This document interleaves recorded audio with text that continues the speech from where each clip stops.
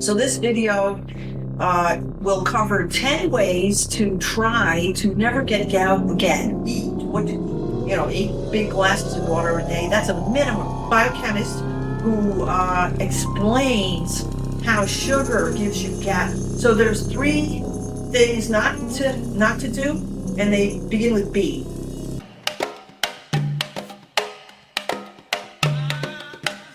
Hi, this is Dr. Janson, and well, it's obviously gout season. We're getting new patients with gout, patients from the emergency room with gout, patients coming from the doctor's office with gout. And the reason is because when the weather gets a little bit warmer, you start to sweat a little bit, and then you get dehydrated from sweating. And it's not even that hot out, but it's just a little bit of change in weather brings gout. In the middle of the summer, we actually see less gout because the kidneys are acclimated to the weather, so they're better at getting rid of what's called uric acid. It's a waste product in your bloodstream that your body has to get rid of, and the kidneys do that work. So, but in the when the weather gets a little bit warmer, the kidneys don't do a good job getting rid of it. They build up, and the crystals collect in your foot, and then your foot really, really hurts. So we had a new patient the other day, and he came in a wheelchair, pushed by his little tiny wife. The guy's like a giant, and it was very funny. Poor woman, actually. And he said, so we gave him gout medicine, colchicine, and he was feeling much better. And then I just saw him on a follow-up, and he said, "Doctor, how do I never get gout again? I don't ever want that to happen again. I was in the emergency room. It was painful. My foot was killing me. I don't want to ever get gout again. How can I do that?" So this video will cover 10 ways to try to never get gout again. So the first thing I told the man, and I said, "Wow, I don't think anyone's ever asked me that before. How do I never get gout again?"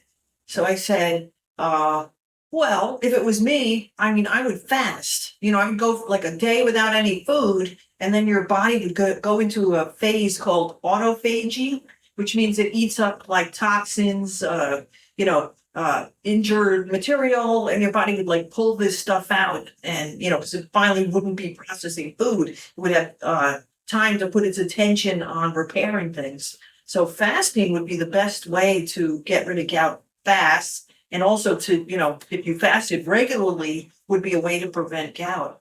And then the patient said, "Okay, well, I am never going to do that. So you could just forget about fasting." But so I said, "Okay, well, let me think of some other ways." And that's what brought about this video. And we make videos to help patients. We can send this video to patients. So I had to think like, okay, well, what are some other ways to, try to never have gout again? So I thought of 10 ways to never have gout again, 7 things to do, and 3 things to not do. So and we always joke, like, if there's 10 things that you could do to help yourself and each one helped about 10%, if you did all 10, that would be a guaranteed success. So each thing would help somewhat. So you try to do as many of the 10 things as you can, as much as you can. And that would be one way to try to never have gout again. So number 1 would be fasting. So fasting means don't eat for a day. So stop eating at 8 p.m. at night, and then the whole day you would have maybe a hard-boiled egg or maybe a slice of cantaloupe, but try to eat very little, very, very little, and drink a lot of water. And then the next morning, on the third day, you could eat at 8 a.m. again. So that would be a 36-hour fast. And if you did that once a month, I think that would be very healthy for you. So fasting is one way. Number 2 is to lose weight. If you look up what causes gout, you're going to see on any website, it's going to say obesity causes gout. And why is that? Well, the reason why is because belly fat produces inflammatory compounds called cytokines. And inflammation or arthritis is the basis of gout. So if the joint is messed up, and inflamed, the crystals say, "Hey, here's a place to go." And your foot is a little bit colder than the rest of your body. So it's a perfect combination for those crystals to come out a solution.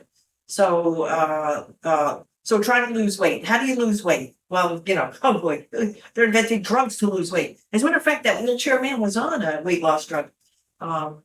So, I don't mind weight loss drugs. I don't think you should use them forever. You should have like a 6-month plan with those weight loss drugs. Eventually, you shouldn't be taking those drugs for the rest of your life. You have to learn, good eating habits. So I like the drugs. People always ask me, what about those weight loss drugs? Okay, but you should have an end plan, what's 6 months, 8 months. Plus, the other thing with those drugs is you lose a lot of weight in the beginning, and then over time, you don't lose any weight at all. So you do have to, I would recommend you eventually get off that. You have to learn good eating habits. So a good eating habit is don't eat everything on your plate. So if you go to the restaurant or the diner or whatever, just eat half. So, eat the soup and then take the other half of the meal home. Take it home. And you can always eat it when you get home. Say to yourself, like, I'm just going to save it for now, but I can eat the whole meal if I want. I'm just going to eat the other half later. And you know what happens is the food is digested and your blood sugar goes up. So after a half an hour or an hour, guess what? You're not even hungry. So when you get home, you're not even going to want that food because you're not hungry anymore. But you could eat it later or the next day, you know. So you will eat the food, but just eat it later. So see if you can eat just half the food. It sounds like advice, but try to eat half. So we went to Gregory's Coffee and we got a scone, and we don't normally eat sugar. Whatever we tell you guys to do, we do it too. So we don't eat that kind of food like a pastry.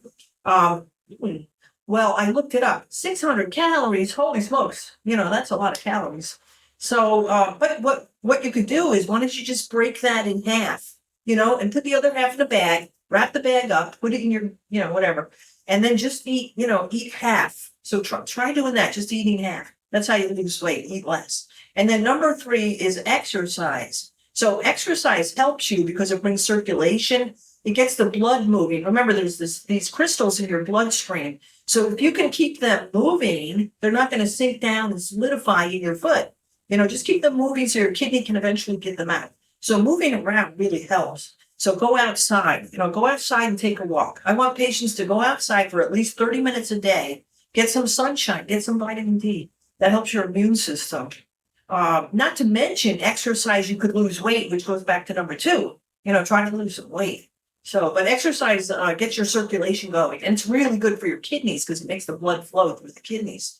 Another thing, okay, and number 4, believe it or not, is coffee. Now, if you don't like coffee, you could drink tea, caffeinated tea, but caffeine, which is technically a purine, and purines get converted into uric acid. Caffeine is a purine, believe it or not. Isn't that crazy? But caffeine has this very strange effect. It acts like allopurinol, which is a drug for gout that reduces the metabolism of purines that get turned into uric acid. And caffeine acts like that drug, like allopurinol. But unfortunately, caffeine is also a diuretic. So as you lose water with the diuretic and coffee, you will have less water in your bloodstream. So the crystals can solidify much easier when you're dehydrated.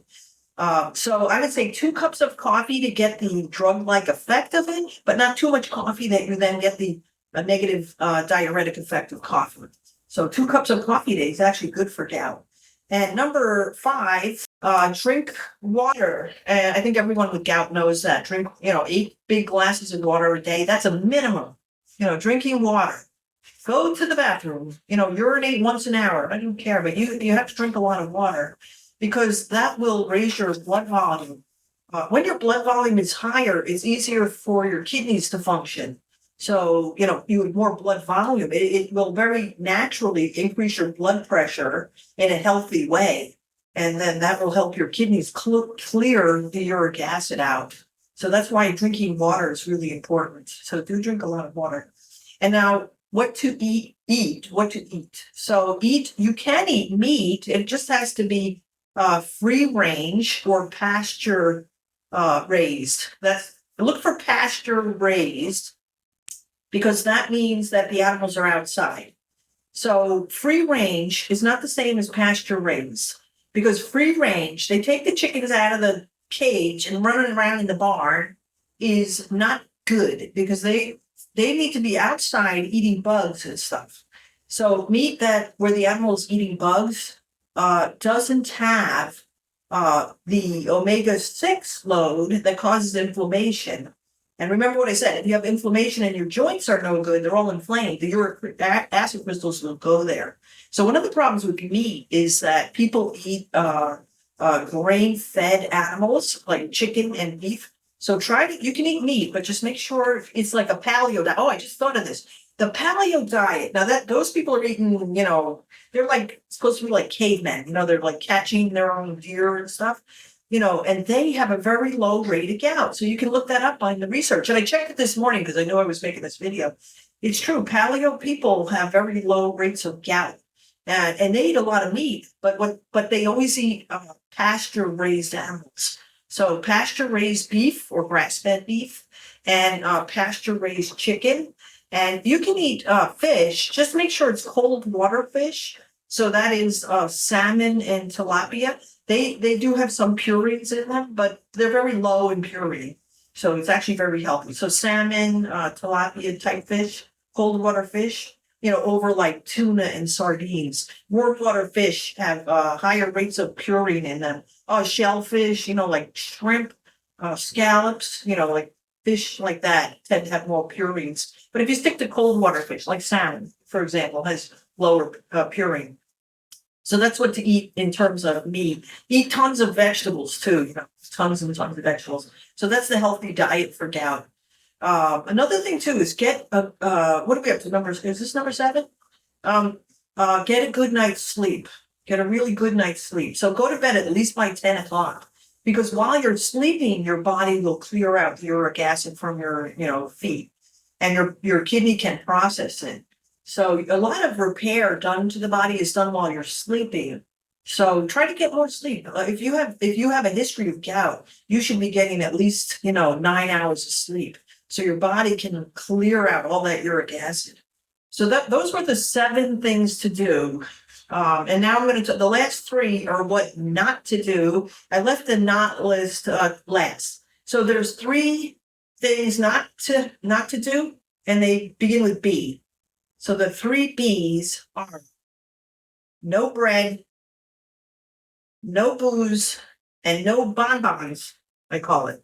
So bread, what's the problem with bread? Well, bread is starch, which is actually a lot of sugar. So it's a high sugar load. And sugar is one form of sugar is fructose. And fructose is metabolized directly into uric acid.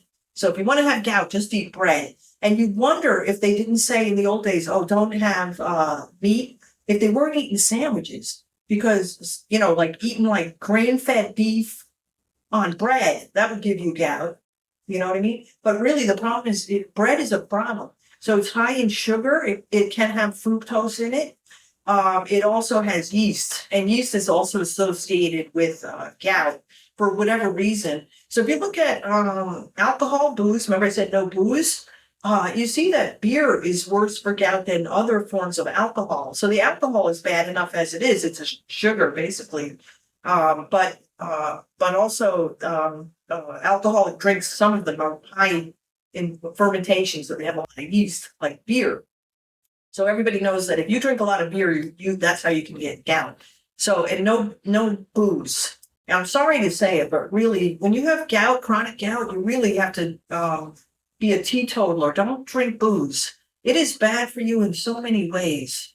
Alcohol, it acts like a sugar. There are some things that are sugars and some things that act like sugars. Like if you want to be a diabetic, use artificial sweeteners. It's not sugar, but your brain treats it like a sugar, and your brain treats alcohol like it's a sugar. So you will produce insulin. Insulin is very inflammatory. Your joints are inflamed, and then you get gout. So booze is, for many reasons, booze, alcohol gives you gout.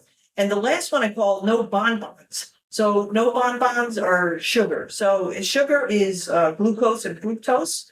And you can watch an old video from like 20 years ago called Sugar, the Bitter Truth.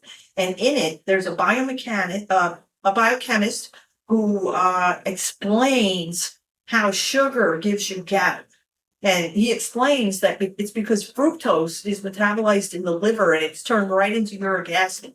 So there's plenty of people who eat a healthy, gout diet, and they say, oh, well, and I still have gout, but it must be because it's genetic.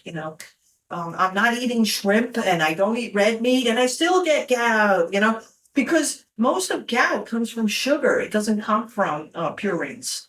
But fructose causes gout, and fructose causes more gout than purines, but nobody talks about it. But it's in that video, and look at how old that video is. That's not new information. Everybody knows it's sugar that causes gout, but nobody wants to talk about it. Like me and Nick snuck out to Gregory's and eating that scone. Oh, we were so happy.